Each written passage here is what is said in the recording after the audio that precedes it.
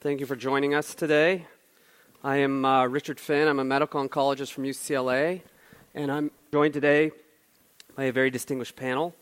Matt Johnson from Indiana and Laura Kulick from Northwestern.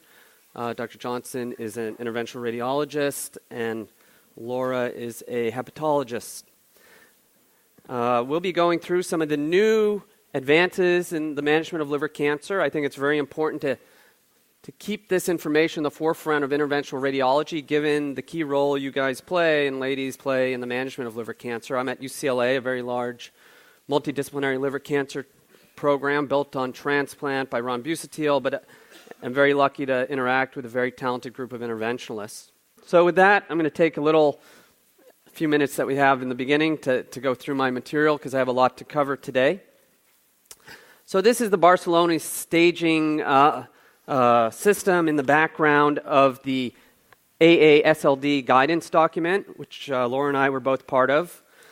And the BCLC has very much gravitated to become a widely accepted staging system for liver cancer. And as you all know, it breaks liver cancer down into resectable and unresectable, but it's very important to know that the unresectable group is not a homogeneous group of patients. It's really those that are intermediate, stage B, which might have multifocal disease in the liver, adequate liver function, versus those who are stage C that are considered advanced. And the advanced patients either have extrahepatic spread, or it's important to remember you don't need to have disease outside the liver to have advanced liver cancer. Disease that is bulky and causing symptoms and invading into the vasculature is considered advanced as well. So when we see many patients who might start intermediate with stage B, they will stage migrate.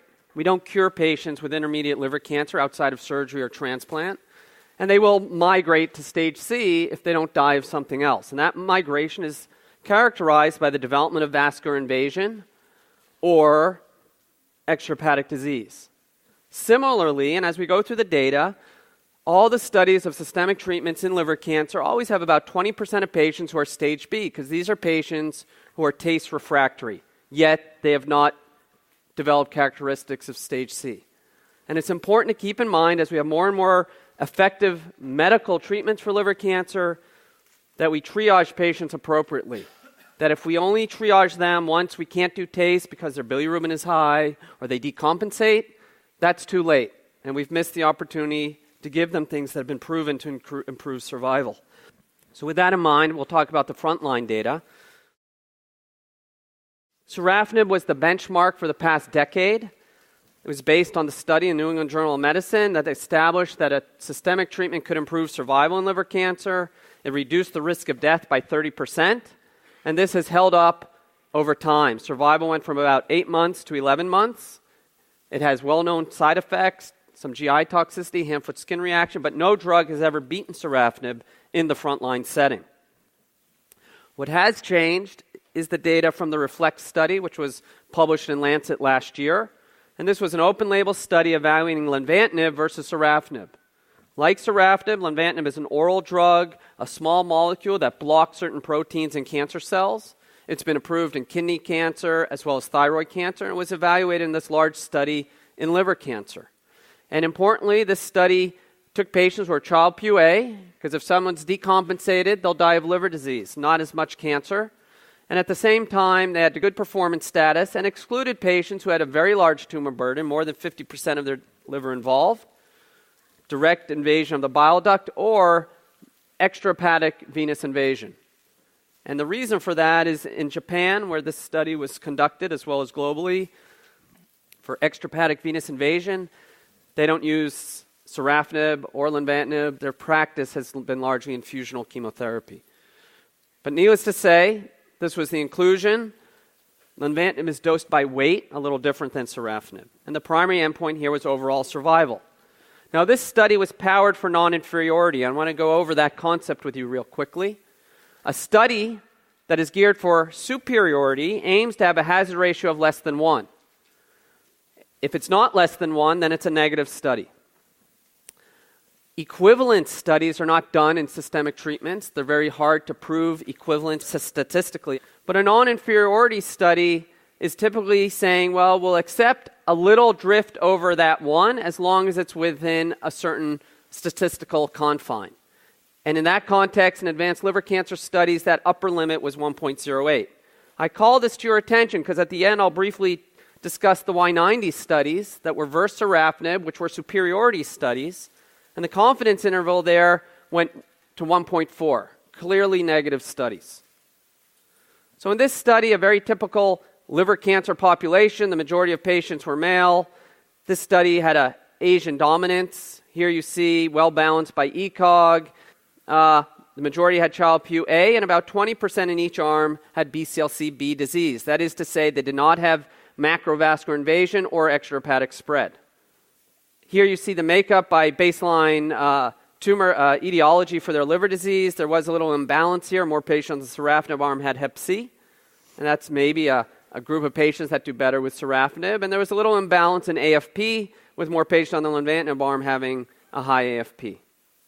This is the primary endpoint, 12.3 months versus 13.6 months, hazard ratio of 0.92, and the upper limit of the confidence interval was 1.06. That's less than 1.08, establishing this as a positive study. It was also powered for superiority, but because of this confidence interval not being less than 1, the study was positive only for the non-inferiority component.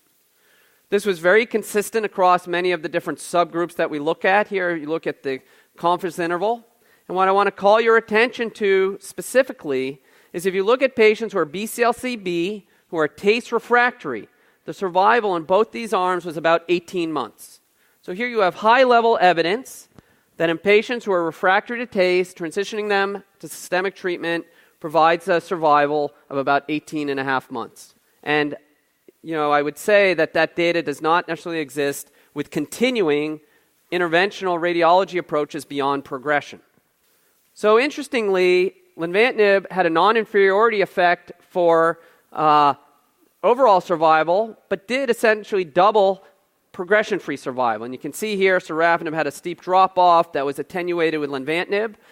And M-RECIST, modified RECIST, was used as the endpoint here. And I think with this audience, I can glean over that pretty quickly. And keeping in mind, that refers to the fact that the sum of the longest diameter that we measure is the enhancing component in the liver lesion.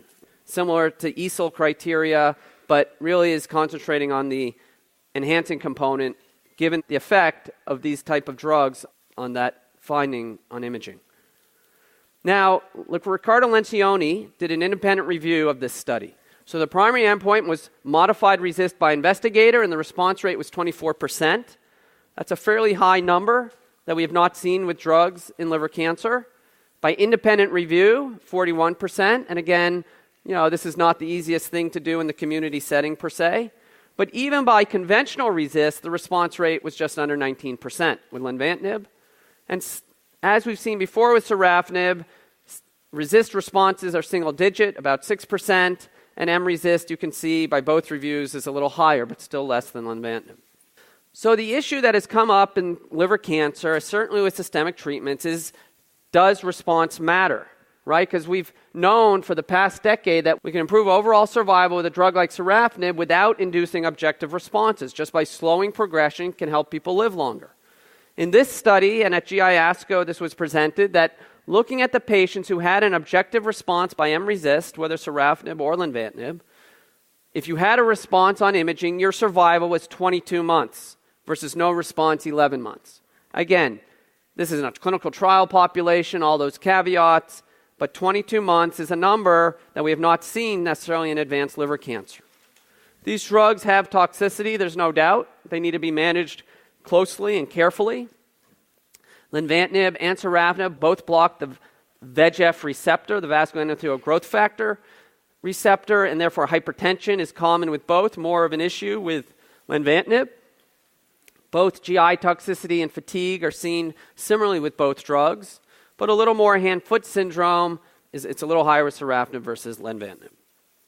So in the last 2 years, there's been an explosion of new drugs in advanced liver cancer.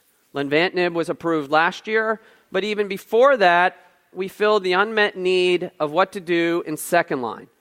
When patients get sorafenib and their tumor progresses, we never had data to tell us what to do.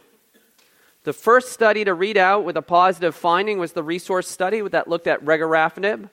Regorafenib, another small molecule VEGF receptor plus other kinase inhibitor, was looked at in advanced liver cancer patients who were progressing on sorafenib and also had to tolerate a minimum dose of sorafenib before enrollment. And they had to have documented progression, not intolerance.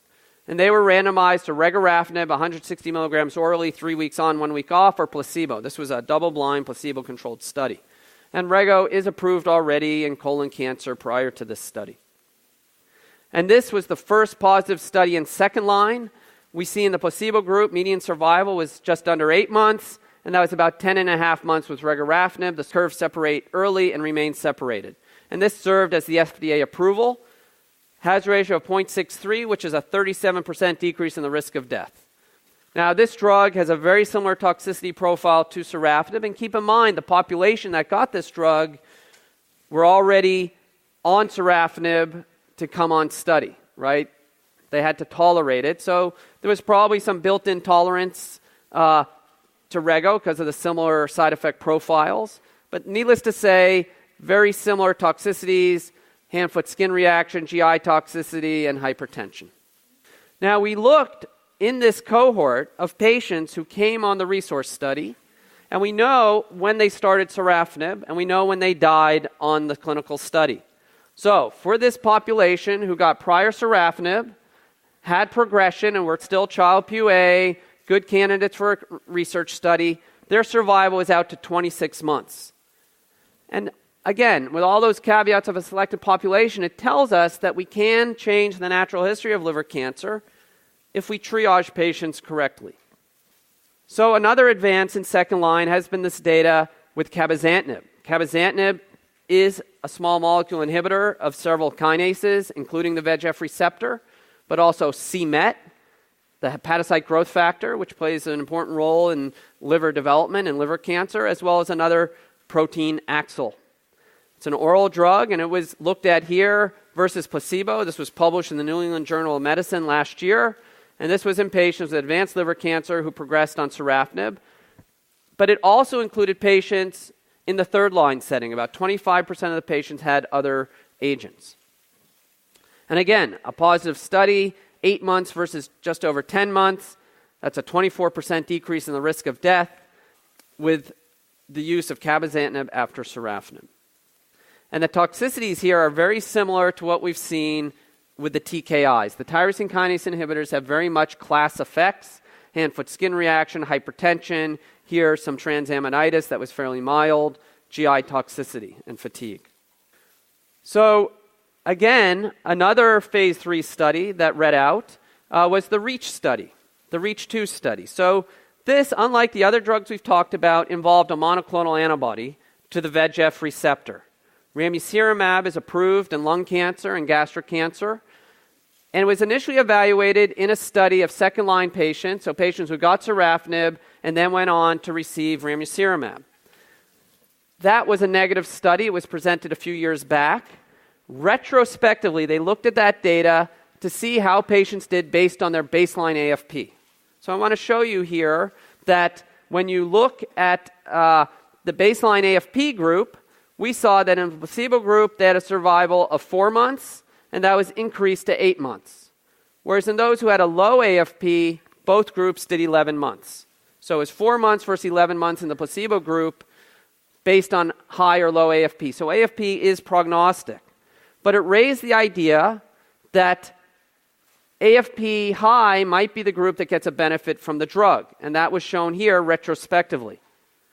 So very rarely done is from a negative phase 3 study, they launch another phase 3 study, but now only selecting for those patients who have a high AFP. And this study was a positive study. We saw the survival in the placebo group from 7.3 months to 8.5 months. Not a dramatic difference. Interestingly, the ramucirumab group, 8.5 months, and in the other one did about 8 months. That did very much similar. But the placebo group behaved differently. Here, 7.3 months versus 4.2 months. not what we expected, but still a 30% decrease in the risk of death.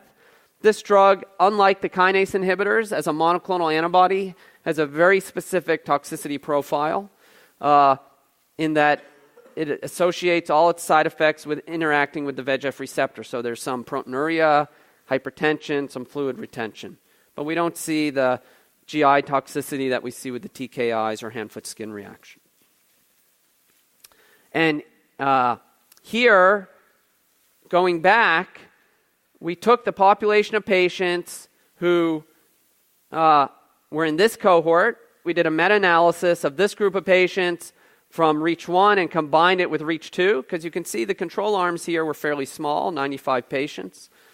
And here in this combined cohort, placebo did 5 months, and that increases to 8 months with a hazard ratio of 0.69.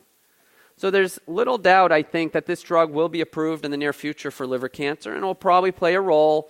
And this is the first time we've used a biomarker to select patients for benefit. So this will be an option for patients who have a high AFP. And as I mentioned, the toxicities are mostly related to VEGF interactions, hypertension. These drugs can cause low risk of bleeding, like epistaxis, mucosal bleeding. There was not a high incidence of serious GI events. Some small increase in hepatic encephalopathy as well, which is felt to be maybe secondary to vascular shunting as you interact with the VEGF receptor and portal pressure. So one of the big advances in cancer medicine has been the introduction of immunotherapy. And right now, the drugs that are approved in cancer medicine, as well as liver cancer, involve targeting immune regulatory checkpoints. So what does that mean, a checkpoint? Well, a checkpoint is a protein that is involved in the immune response and regulating that response. So there's two parts of the immune response. There's the priming phase and the effector phase. So in the priming phase, an antigen-presenting cell interacts with a T cell at the T cell receptor to expand that clone of T cells. And what is key in regulating that in a negative way, one of the negative regulators is CTLA-4. CTLA-4 interaction with B7 downregulates the T cell response, and antibodies exist that block CTLA-4's interaction. So it blocks the brake to activate the immune system. And there's two drugs in development. Ipilimumab is approved. Tremelimumab is still in development. And then there's the effector phase. So this is when the activated T cell expands and attacks its target, in this context, cancer cells. And similarly, there's a way to downregulate that response. And one of the ways that cancer cells evade the immune system is by expressing PD-L1 ligand, which interacts with PD-1 on the T cell to downregulate itself. When PD-L1 is expressed, the T cell interacts with that cancer cell and says, this isn't something I kill. And so there's drugs that have been approved and developed in many, many cancers. This has been a revolutionary development, and James Allison from here in Texas won the Nobel Prize this year, or I guess last year, 2018's Nobel Prize for developing the science behind this. But needless to say, there's antibodies that block this interaction, again, to rev up the immune system. And these drugs have revolutionized, cancer medicine, certainly very hard to treat diseases like melanoma, lung cancer, among others. So nivolumab and pembrolizumab, atezolizumab, durvalumab, all these drugs are approved in other cancer types. We'll talk about Nivo and Pembro a little bit now because both of them are approved in liver cancer. So the Checkmate 040 study was a large phase 1-2 study, and most of the data that has directed its approval involved this expansion study in advanced liver cancer. But there's all these other cohorts that are ongoing. We'll see data in the near future, hopefully, of nivolumab in combination with ipilimumab. So this is PD-1 in combination with a CTLA-4 inhibitor. But there's ongoing studies with this combination as well. So this is the data that got the drug approved. It got accelerated approval by the FDA based on single-arm phase 2 study. And really, it was this objective response rate in patients with sorafenib of about 14%. Now, you might say, well, 14%, that's less than lenvatinib, right? That had like 19%.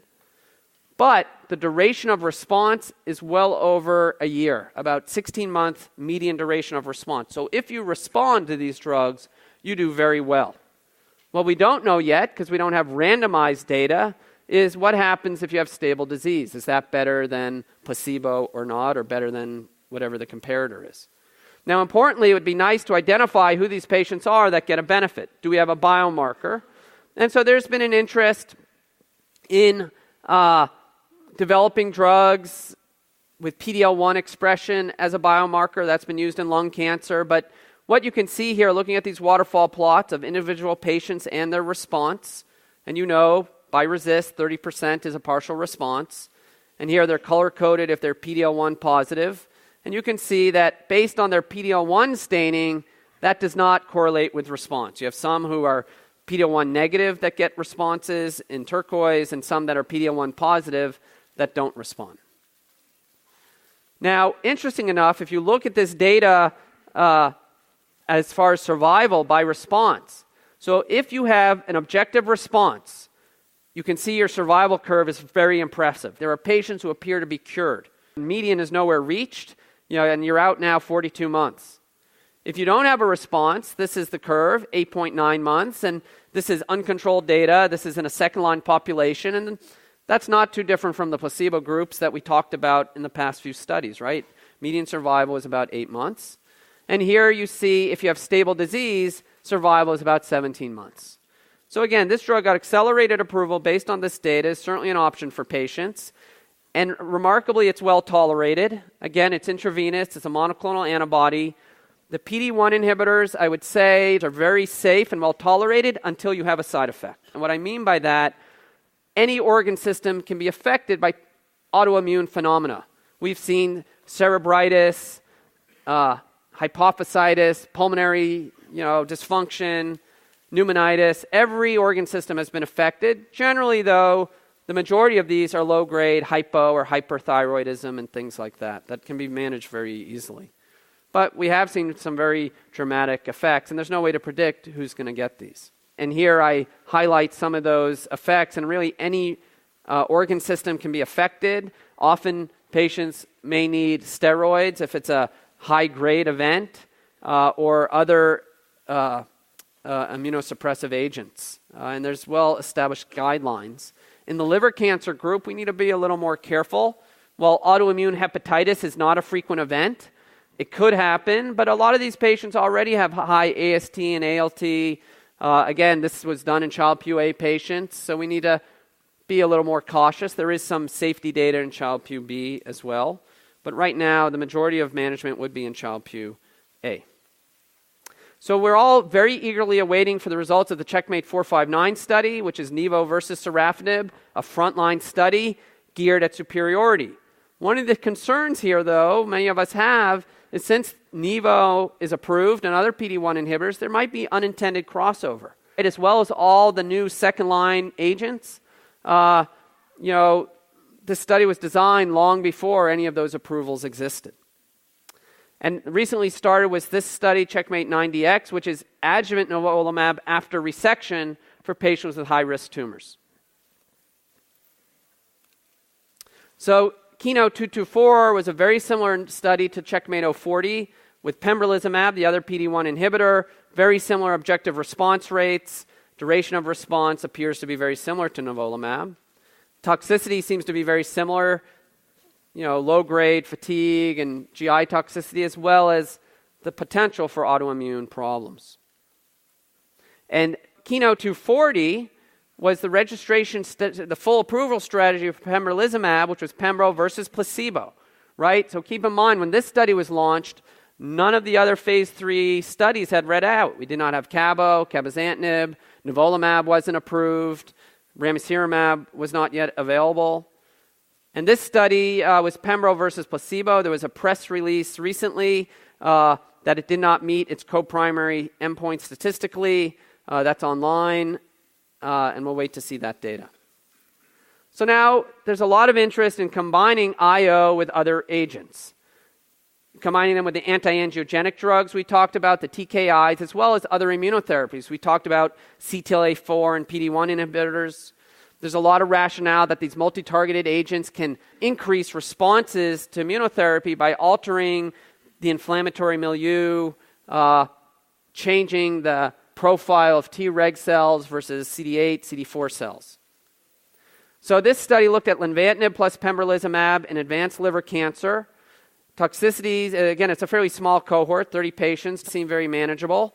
But the objective response rate here was 42% unconfirmed, and in the confirmed cohort, 27%. So 27%, a fairly high objective response rate for systemic treatments. And this has moved into a phase 3 study now of len-pembro versus len alone. Similarly, atezolizumab, which is a PD-L1 antibody, was combined with bevacizumab, the VEGF antibody. Again, a relatively small cohort, about 103 patients. And here they saw an overall response rate of 32%. Again, an interesting response rate. This regimen's been used in other tumor types. And here you see now a phase 3 study, which has finished accrual, of atezo-bev versus sorafenib. All of these studies were designed in the pre-approval stage of all these other drugs. And here you see the N being 480, not a very large study. The COSMIC study is now combining cabozantinib with atezolizumab in this phase 3 study, all very similar themes, a lot of phase 3 development. Importantly, these all look at accruing Child-Pugh A patients who are good performance status. So it's important that patients are transitioned, if they're intermediate, that they get transitioned to systemic treatment before they decompensate, because at that point, you won't be able to impact their survival. They'll die of liver disease. The Himalaya study looking at durvalumab and tremi. So again, this is a combination of PD-1 inhibitor and CTLA-4 that's ongoing. And lastly, and maybe of most interest to this group, is looking at these drugs in combination with locoregional therapy. The idea that you can induce some destructive treatment to a tumor, which will then expose tumor antigens to trigger immune response to a tumor.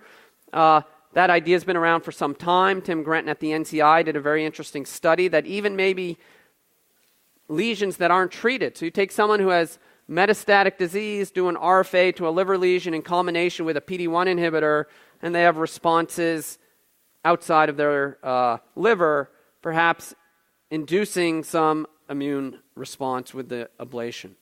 And there's several studies ongoing evaluating IO with various approaches, whether Y90, TACE, SBRT, etc. So this is very early, but again, I always think the best option for patients is a clinical study. And at this meeting, there was this poster, a relatively small poster presented with Nivo, with locoregional treatment, establishing some safety and early response data. So lastly, there's been studies of Y90 versus sorafenib in advanced liver cancer. I'm not here to debate whether Y90 is better than TACE for intermediate disease. That's for you guys to decide. But for patients who progress on TACE or have features of Barcelona C, I would argue that it is wrong to offer them Y90. These are patients who should receive systemic treatment. There's been 3 phase 3 studies trying to answer this question. And here, first the SARA study, which was a negative study. The hazard ratio was 1.15, upper limit 1.41. There's no benefit to Y90 versus just systemic treatment with sorafenib. Similarly, the Sorafenib study had a very similar observation, remarkably, 1.42, hazard ratio 1.12. And at AASLD last year, we saw the Ceramic study, which was a combination of CERT and sorafenib versus sorafenib. Again, a negative study, 1.0 with 1.24, the upper limit. So the AASLD guidelines came out last year and have very high level evidence, high recommendations for sorafenib and other systemic treatments, as we've talked about. Y90 in BCLC-B, it gave kind of an intermediate decision, but very strong negative recommendation based on high level of evidence of Y90 for advanced disease. And in conclusion, we're making a lot of progress with systemic treatments, and we look forward to seeing the impact of sequencing all these treatments. This is a new area in liver cancer that after a decade we only had one drug. And it's important to identify the right patients at the right time, transition them. We still need better drugs and new combinations, and there's a lot of data being generated and also moving these drugs to earlier stage disease. So with that, I'm very happy to introduce Laura Kulik from Northwestern, who will be talking about locoregional and systemic treatments, where they meet. very distinguished career there with Dr. Salem and colleagues. Thank you. Okay, so we're all familiar with the BCLC staging system, and the chemoembolization based on randomized controlled trials has shown that this is the treatment of choice in patients with intermediate HCC. Dr. Finn also showed you the guidance document that was put forth by the AASLD last year, and it also endorses TACE based on level 1 data. But you also see that radioembolization is another potential treatment option in patients with BCLC-B, specifically looking at downstaging to transplant, which we'll talk about. As a transplant hepatologist, I would be remiss if I did not remind this audience that the best chance for cure in any patient with liver cancer is a transplant.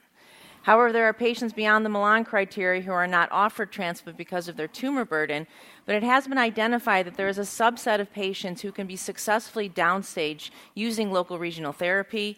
And OPTN, which is the governing body for liver transplant, has recently recognized the ability to downstage patients and grant them an exception for transplant with an upgrade.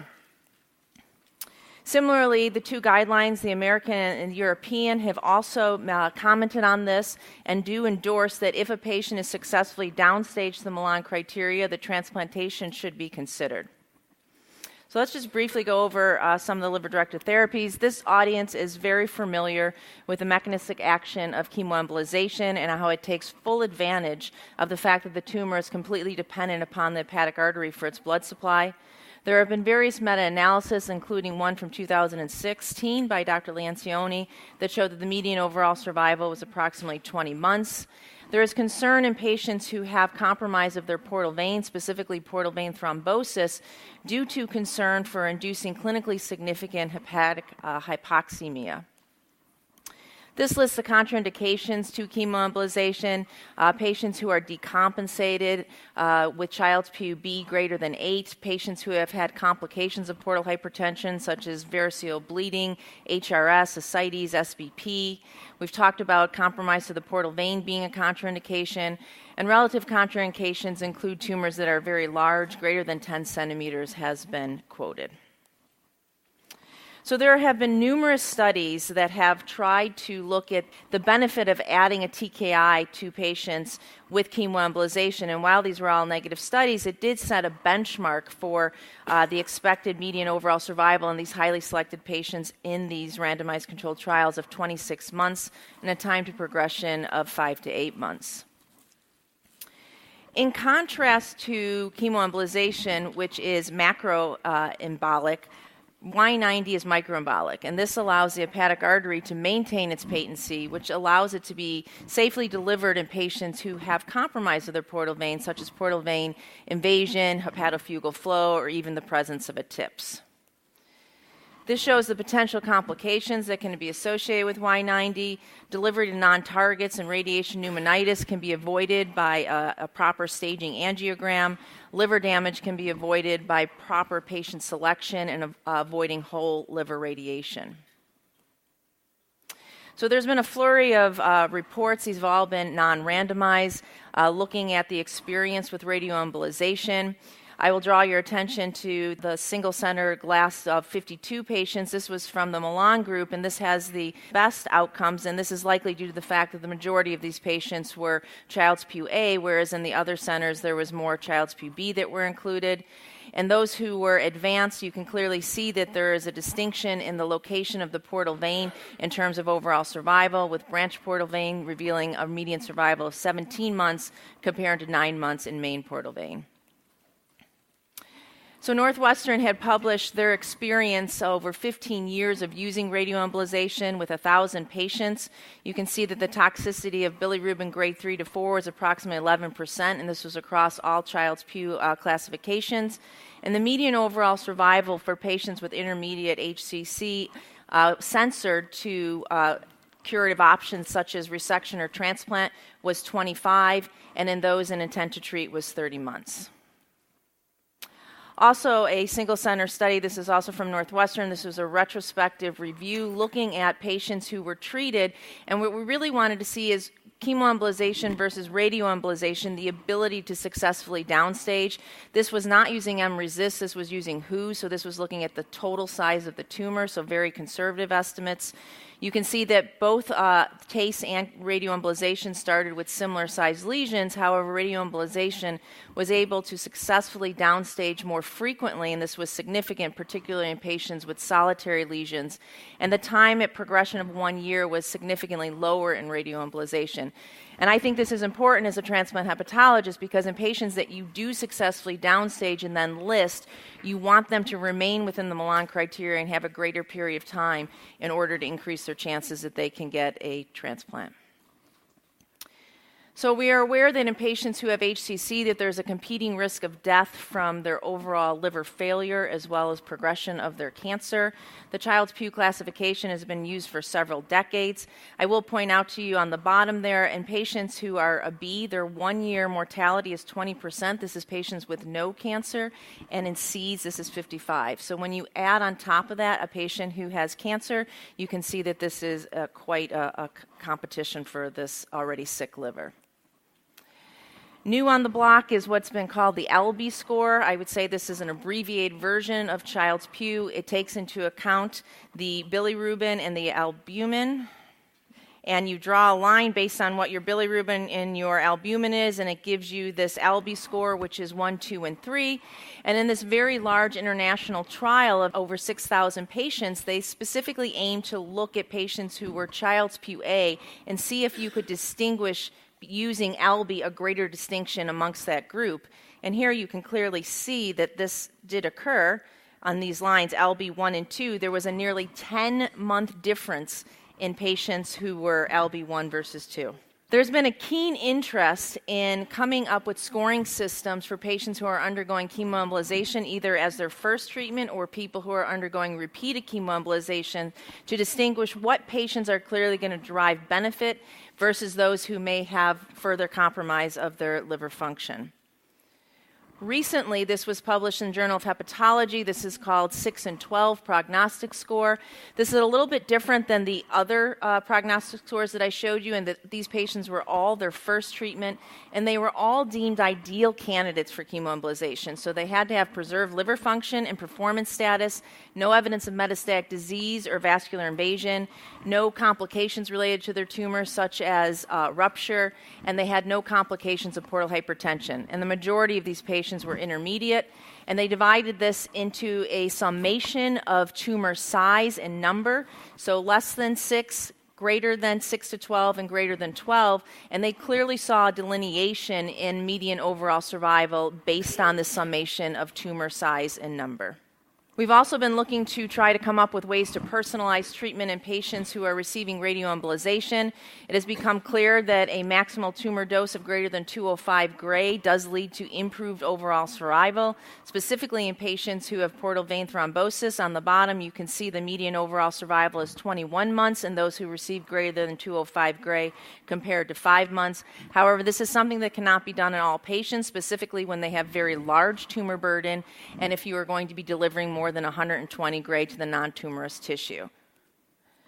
Mazzaferro and colleagues have recently devised a prognostic score in patients treated with radioembolization, specifically glass microspheres who have portal vein thrombosis, excluding main portal vein. There were 3 characteristics that they looked at: the location of the portal vein thrombosis, the degree of tumor burden, and the bilirubin level.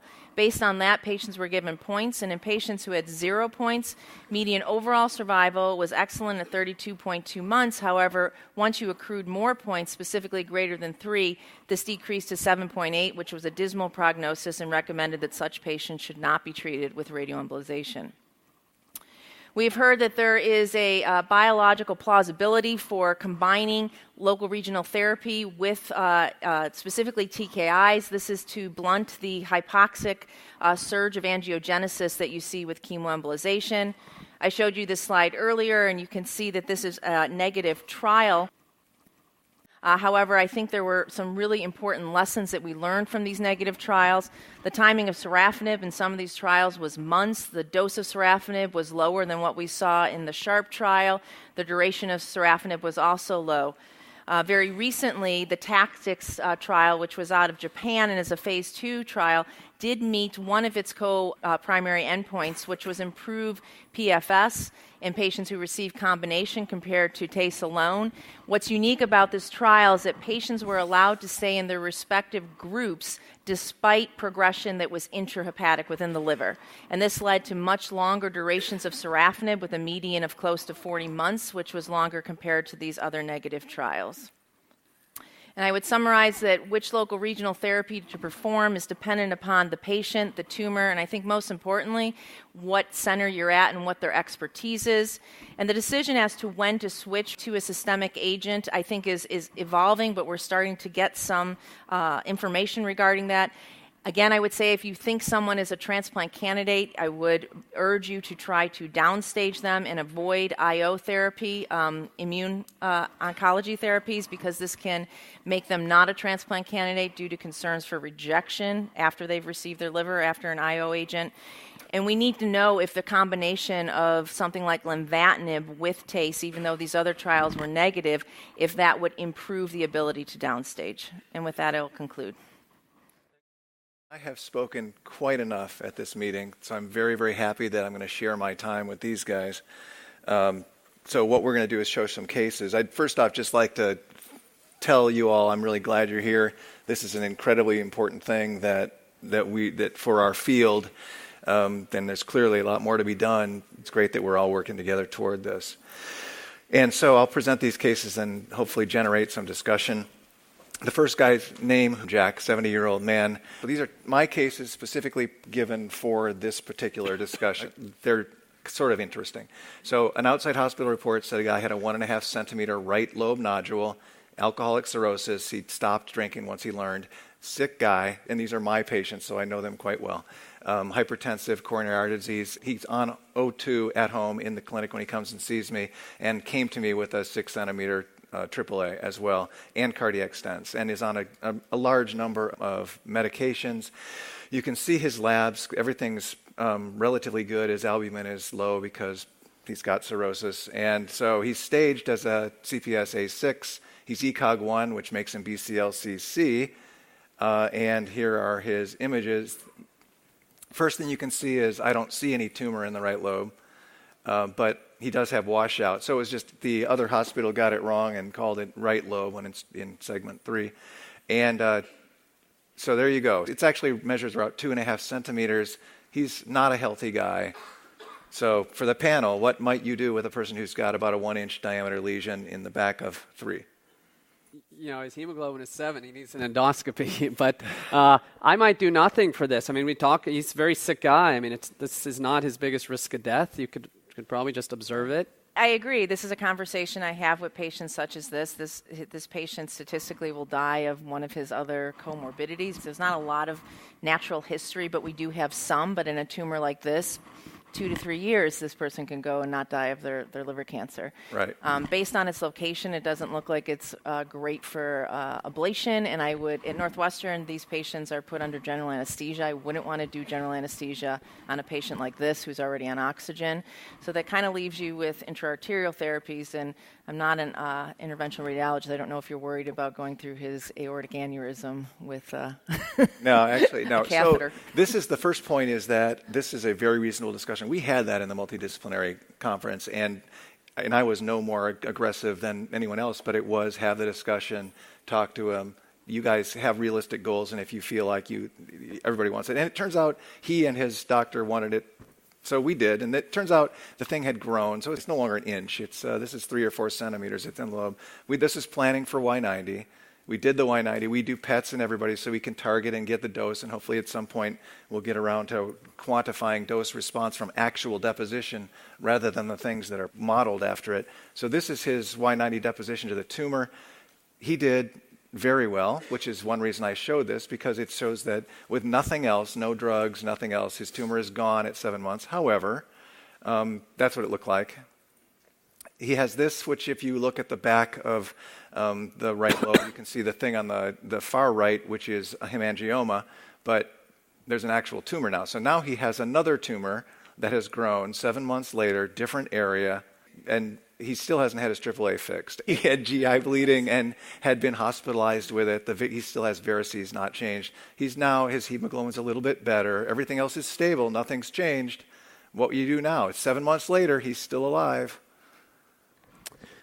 Do no harm. I suspect, and again, working with our guys, Steve Raymond, Dave Liu, maybe they would do something percutaneous. If it's 3 centimeters, it doesn't take, it's the least hostile, I would say, to the liver. But would you be at all concerned about his GI bleeding for consideration for systemic agents? I wouldn't give. He has no indication to me for systemic treatment. He still has significant comorbidities. His albumin's 2.9.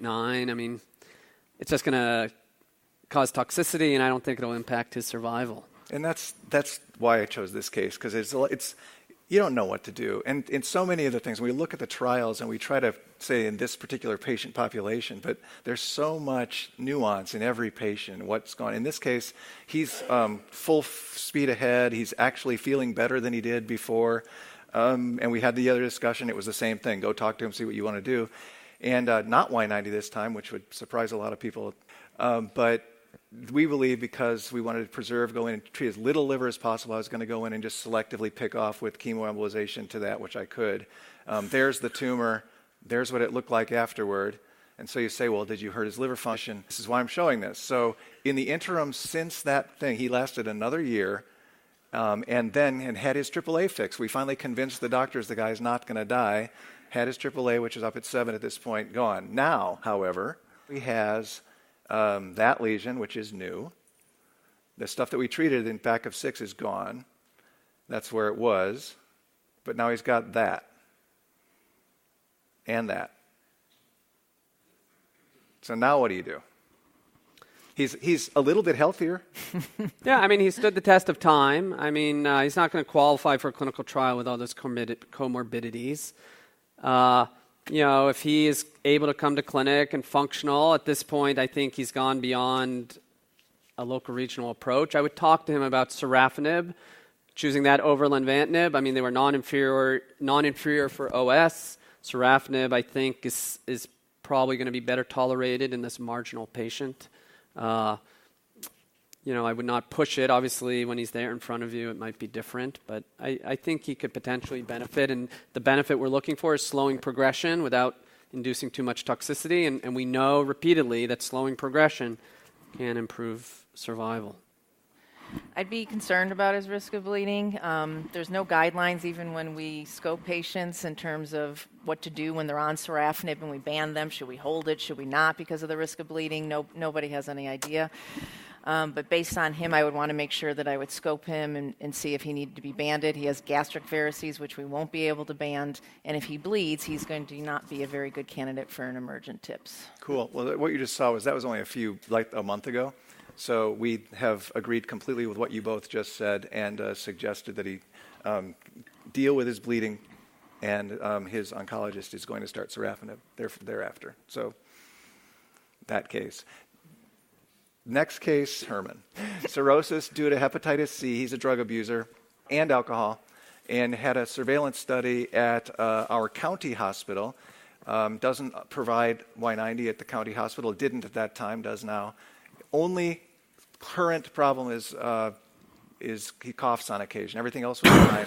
Past medical history, not nearly as bad as the other one. Not the world's best historian, wasn't exactly sure what part of his colon was operated on. And he had 30 medications, so just tons of medications and some other illicit ones probably. But he looked normal. Came in, normal, really healthy-looking 70-year-old guy. And you can see his labs there. His hemoglobin is not very, very low. Platelet count's low because all cirrhotics are low, or most. And then his alpha-fetoprotein is 1249. So he's A6, and despite his comorbidities, only BCLC-B. ECOG 0. Here are his imaging studies. That's the first scan, the second, the third. They drop out. I just want to show the imaging stuff. Then another one there. So both sides kind of infiltrating. So what would be appropriate for this guy? from the panel? Or just this, what if we were discussing this in my multidisciplinary clinic? This is what we'd say. What do you think? You know, he has advanced disease, I would say, right? He has bilobar disease, infiltrating-looking tumor. He's a good performance status. I would make the case that he could go on a clinical study of some new agents. I would question. There's no doubt someone could do a procedure. The question is, what is the expected benefit to someone with this much tumor burden? So I agree. I would try to get him into a clinical trial at Northwestern. We have a Y90 Nevo trial. Yeah, well, so do we. And that's what we did. So clinical trial is exactly what I would. I mean, you said it once. We are at that level where the level of the data that we have, pretty low. But what about if you didn't have a clinical trial, right? I was just going to ask that. Would you, in someone like this, he's got pretty decent liver function, would you treat, if you were going to do catheter-based, would you do one lobe, wait, and then do the other lobe? Would you try to do it both at the same time? I would certainly, for me, and I'm one of the biggest proponents of systemic therapy in combination, I would want systemic therapy. I would probably outside of the trial for sure, but I might not get it because our oncologists we talk, it's all within the liver. Maybe you want to. So it's not like it's cut and dry. I mean, it's cut and dry for you, but it's not cut and dry for a lot of the people around the world. So if we had not have it, I would argue to have done systemic therapy, and then I would probably plan to do Y90, and I will show you why. And I think this is a good thing. So this guy's on a trial on a PD-1 inhibitor, and now we're doing Y90, and there is his left lobe, just everywhere cancer, and there is his right lobe, everywhere cancer. And so we treated with 116.7 grade, it's probably 115 to 120 grade. And this is what it looks like now. So the post-treatment are on the right, and every one of the tumors that we can measure on the right are dead. And this is a few months later, completely dead, whereas on the left side, they're not growing. Appreciably, they're growing some, but they're not blasting off. And that's where the combination is so intriguing. The slide to the right of your screen is post, so those tumors are gone. The side that we haven't treated is the left, and it's still growing. And there again, the last one's dead as well. So you have clear indication that the combination has worked pretty well. And the other side hopefully will work pretty well because we came back and hit that again 6 weeks later. And that's on March 1st, so I can't give you an update. But this is immediately following treatment CT scan. We get contrast-enhanced CTs with everyone and PET scans to look at where it goes. So 2 questions. What did his AFP do? And did you treat his Hep C? His Hep C is not being treated, and that's an interesting thing about it, but his AFP has gone way down. What are the benefits and challenges of combining treatment modalities? There are innumerable benefits in treatment, but please. I mean, one of the big issues, the benefits I think are unproven, right? I mean, this is very intriguing, but it's uncontrolled. It's a case report at this point. The challenge, the bad one to begin. Yeah, right? Of course. The challenge is with all these is proving something in the context of a clinical study, right? Because for intermediate disease, we're going to want to see we improve overall survival. Overall survival is already 26 months, you showed, Laura, I think, up to 3 years maybe even. And then patients can always get these systemic treatments at progression. So to show overall survival is going to be very challenging in the context of a clinical study. And so you mentioned the TACTIC study, right? Dr. Kudo's study. Now, PFS, they use some sort of composite PFS of untreatable progression, right?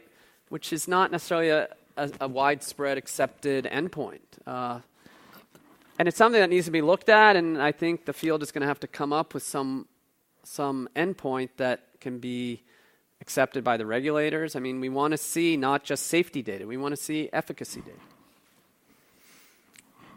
Agree, and I can close there. We have questions. I'll take this one first. Would you consider nivolumab to a patient who failed TACE? And I would say no. Right now, there is not evidence. Someone who failed TACE, certainly their first-line systemic treatment is appropriate, but there's no data that says that nivolumab should be used in front line. That is still waiting for the results of the Checkmate 459 study. Let's see. Pediatric HCC. Do you approach that differently? Laura, do you tend to see these in your practice as a hepatologist? No, I generally don't see patients below the age of 18. So and I can't really speak to it. I mean, there's hepatoblastoma, which is a different disease that gets chemotherapy. But generally, I've seen some patients in the context with our pediatric oncologists, but typically they're approached the same way. I mean, interventional radiology, I think, would approach them similarly. It's very unusual. I mean, we do treat them in the same way, but it's a pretty uncommon thing to give any great generalizations. So do you see a reduction in local regional therapy use with multi-line drugs now and in the future as these become available?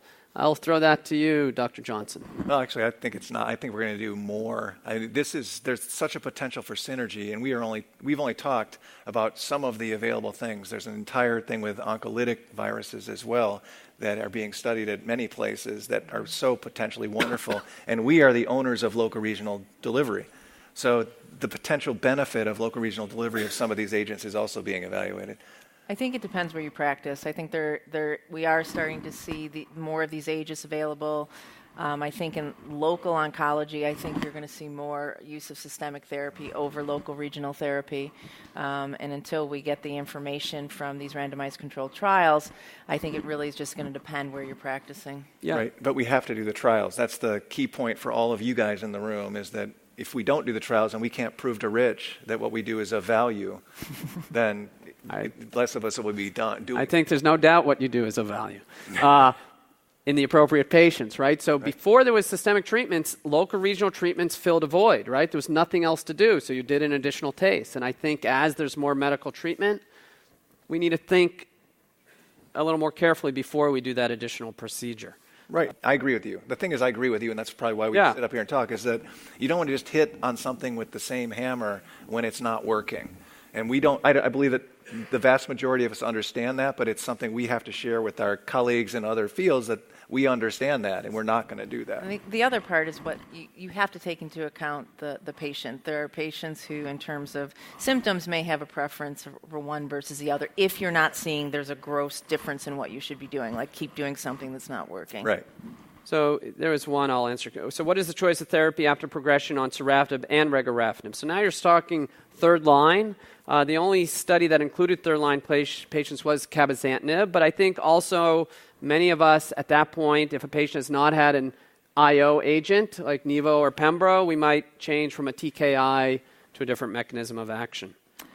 And then there was one for Matt, I think, when performing LRT, what is your protocol regarding stopping and starting systemic treatment, time periods, drug specific? Well, it is time periods and drug specific, but for Sorafenib, we don't stop it at all. And for the other ones, we don't stop it at all. So I guess we don't stop it at all. Okay. And I think the safety data is there for that. Mm-hmm. Yeah. Specifically, do you think about fibrolamellar differently? Yes, it's a big discussion. We tend to extrapolate data, but there's a big defect in our database. Surgery. Surgery. What do you need to be aware of selecting between Rego and Cabo in second line? Fairly similar side effect profiles. Keep in mind, Rego was evaluated in this Sorafenib tolerant population, but I think they're both valid options. For TARE, do you look at vascularity? What was alteration of liver function post-TARE? How many people declined in their Child's Pugh classification after TARE? Well, they do decline because combinations of the advancing disease and the cancer or treatment. So you want to minimize patient selection. It's patient selected. I think we ran out of time here. Thank you all very much. Thank you, peer review.